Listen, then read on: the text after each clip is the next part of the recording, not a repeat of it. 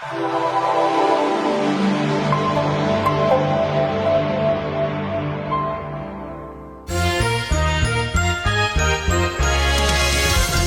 Sawkiw from the Ukrainian American National Congress Committee.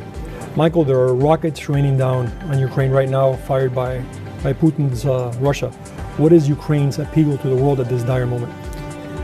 The appeal to the world is much the same as the appeal that happened on February 24th of 2022 when Russia first started its full-fledged invasion and assault on Ukraine.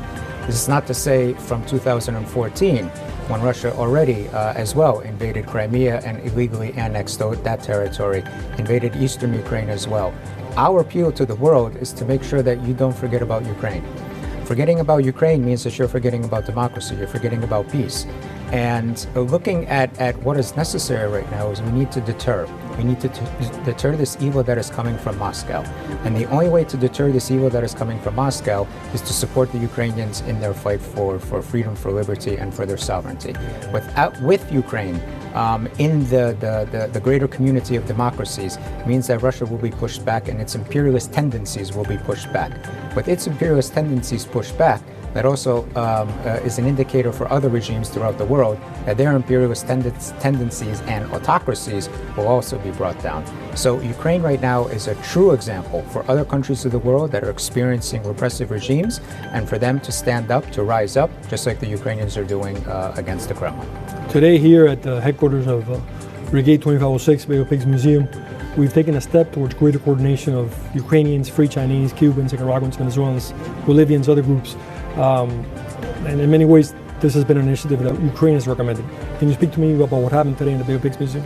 Well, if you think about what brings us together, what unites all of us, it's the concept of freedom. And it's unfortunate that a lot of these repressive regimes and emanates from centers such as Moscow, centers such as Beijing, that they want to suppress this type of freedom. The United States has recognized 4 countries throughout the world as state sponsors of terrorism, the governments, obviously. The government of Cuba, the government of Syria, the government of Iran, and the government of North Korea. I would say to all of my American colleagues, to all of my American elected officials, that Russia, if anything, is one of the largest state sponsors of terrorism that exists throughout the world. For even Russia to use state sponsors of terrorism weapons from Iran and from North Korea automatically and by default says that Russia is a state sponsor of terrorism. What brought us together is exactly that concept, that we are standing up against terrorism, that we are standing for democracy. Democracy comes from the root of the word comes from a Greek word meaning of the people. And that's what they fear the most. Autocracies feel that the people have the power instead of just in individual hands of a few individuals. We're here to coordinate our activities. It's interesting enough that Tip O'Neill, the former Speaker of the House of Representatives, had once said, all politics is local.